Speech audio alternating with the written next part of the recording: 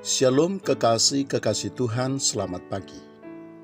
Di dalam surat 1 Tesalonika pasal yang kelima, ayat yang ke-18 diamanatkan kepada setiap orang percaya, agar mengucap syukur dalam segala hal. Sebab itulah yang dikehendaki oleh Allah dalam Kristus Yesus bagi setiap orang percaya. Kekasih Tuhan, takaran atau ukuran yang diterima harus selalu lebih besar dan jumlahnya harus selalu lebih banyak.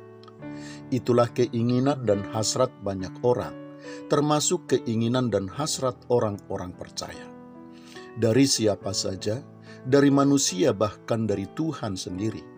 Banyak orang percaya yang masih menuntut untuk mendapatkan lebih banyak atau lebih besar. Padahal kekasih Tuhan sejatinya, satu tetes saja berkat Tuhan sudah sangat mencukupi dan bahkan bisa membuat setiap orang percaya hidup berkelimpahan dalam segala hal. Setetes saja berkat Tuhan itu juga jauh lebih berharga, bahkan jauh lebih banyak daripada segunung pemberian dunia ini. Sayangnya banyak orang percaya cenderung tidak memahaminya.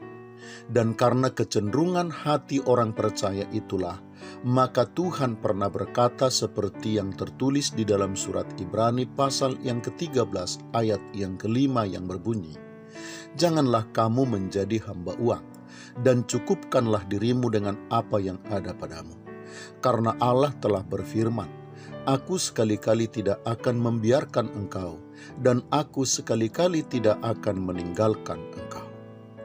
Kekasih Tuhan, sebagai anak-anak Tuhan, kita harus percaya bahwa Tuhan bukan hanya mampu menyediakan kebutuhan kita, tetapi bahkan Ia juga tahu ukuran atau takaran yang paling tepat bagi kita untuk membuat kita tidak berkekurangan dalam segala hal dan untuk segala sesuatu.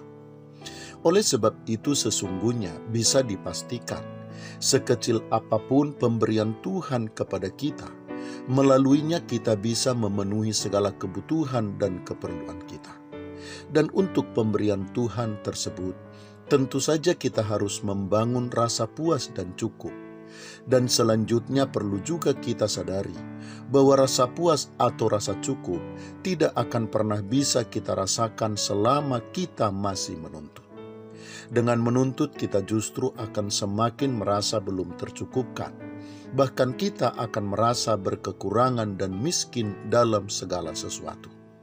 Tetapi sebagaimana disebutkan oleh firman Tuhan pagi ini, kalau kita bersyukur dan mencukupkan diri dengan apa yang ada pada kita, maka kekasih Tuhan, kita bukan hanya akan merasa puas, tetapi juga akan merasa sudah berkelimpahan sebagai anak-anak Tuhan dalam segala sesuatu. Selamat pagi, Tuhan Yesus memberkati. Shalom.